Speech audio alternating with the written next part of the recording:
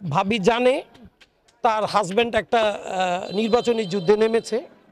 এটা উনি তার পারিবারিক লাইফটাকে স্যাক্রিফাইস করেছে এবং তার জামাইকে এত বড় একটা যুদ্ধে নামিয়ে দিয়ে বা আমরা জনগণ তাকে এনে তার সাথে যদি উনি সহযোদ্ধা না হয় তাহলে কি জিনিসটা সুন্দর হয়?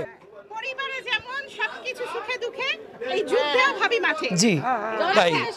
এই যে সাধারণ জনগণের কাছে যাচ্ছেন, দোয়াত কলম মার্কাটা কতটুক সাধারণ জনগণের কাছে পৌঁছাচ্ছে? আমার তো মনে হয় 75% লোকজন শোয়েব ভাইয়ের পক্ষে, আর 25% লোক দূরে অ্যাব্রড থাকে, ঢাকায় থাকে। ওনাদের সাথে আমাদের খুব একটা যোগাযোগ আমরা করতে পারছি কি না জানি না, তবে যারা বাইরে আছে আমি ওইগুলো বলতে পারবো না, কিন্তু আমি 75% মানুষের সাথে আমাদের যোগাযোগ আছে।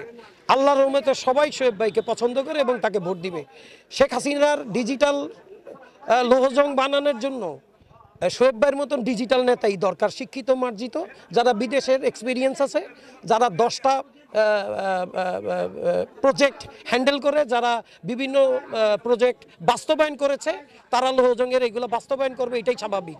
আপনি একটা ইম্যাচিওর এবং অশিক্ষিত এবং যে শুধু ব্যবসা বাণিজ্যই বোঝে, কোনো স্বার্থপর লোক দিয়ে এগুলো করানো সম্ভব না।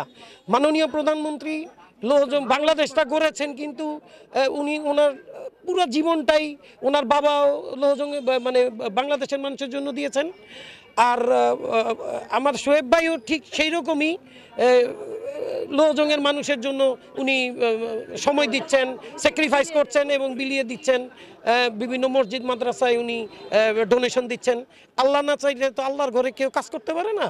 আল্লাহর রহমত ওনার প্রতি বর্ষিত হয়েছে, ন্যস্ত হয়েছে। আজকে যে উনি নেতা হয়েছেন এটা আল্লাহর ইশারা, এবং 21 তারিখের পরে উনি যে উপজেলা চেয়ারম্যান হবে এটা আল্লাহরই লেখা, আল্লাহরই বিধান।